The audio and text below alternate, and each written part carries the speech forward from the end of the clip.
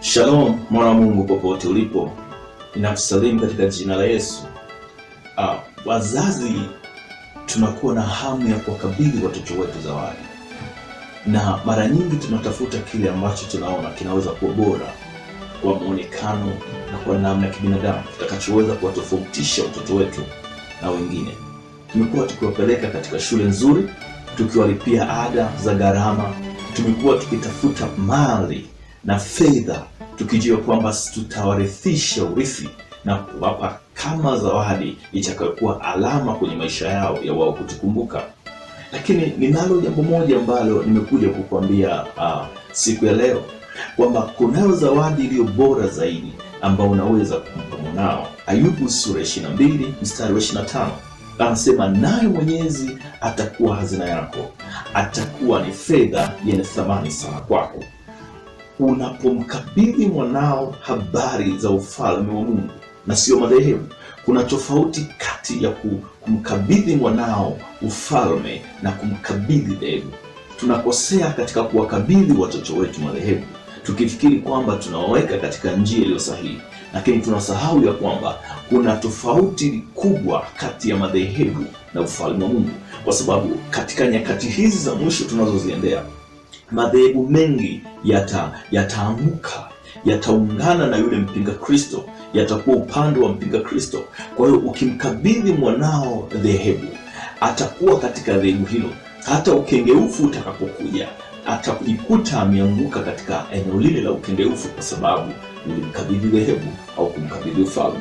Yesu alipokuwa na wanafunzi wake aliwaombea akasema, na ufalme na uzima wa milele ndio huu, wakujue wewe Mungu wa pekee na ukweli, na Yesu Kristo uliyemtuma. Na alipokuwa akiendelea kuongea zaidi na wanafunzi wake, aliwajulisha ya kwamba atakapokuja huyo msaidizi ambaye ndiye Roho wa kweli, yani Roho Mtakatifu, atawafundisha na yeye atawafunulia ile iliyo kweli yote, na katika mambo yote Roho Mtakatifu atamshuhudia Kristo. Kwa hiyo tunapowalea watoto wetu, tujifunze kuwapa zawadi hii njema na ya pekee ambayo itadumu hadi uzima wa milele, yaani tuwakabidhi ufalme wa Yesu Kristo.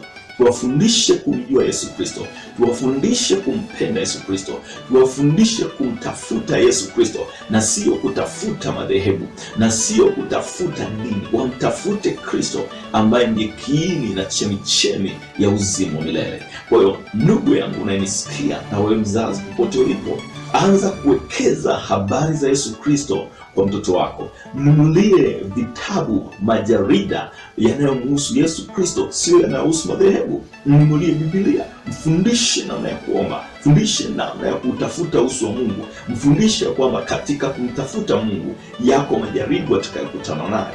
Katika kutembea pamoja na Kristo yako majaribu atakayokutana nayo. Majaribu makubwa matatu lazima itampata. Moja litakalokumpata ni jaribu kuhusu afya yake, jaribu kuhusu la pili ni ndoa yake, jaribu la tatu ni kuhusu uchumi wake. Kwamba shetani atajaribu kushambulia maeneo haya matatu, akitaka kumuondoa katika ile njia iliyo ya kweli na njia ya uzima.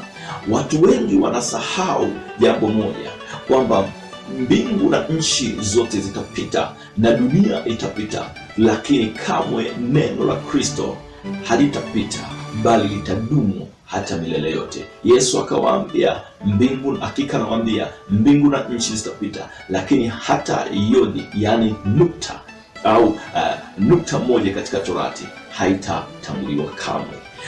Ninakusihi na ninakusisitiza, unapofika wakati huu wa kumkabidhi mtoto wako zawadi, kumbuka ya kwamba iko zawadi inayoitwa zawadi ya kumjua Yesu Kristo, zawadi ya kumpenda Yesu Kristo, zawadi ya kumshikilia Yesu Kristo aliye Bwana na Mwokozi, aliyekufa msalabani kwa ajili ya wokovu, kwa ajili ya dhambi, ya ondoleo la dhambi, kwa ajili ya kuzivunja laana, na kwa ajili ya kutufanya sisi kuwa thamani na kuturuthisha ule uzima ulio milele.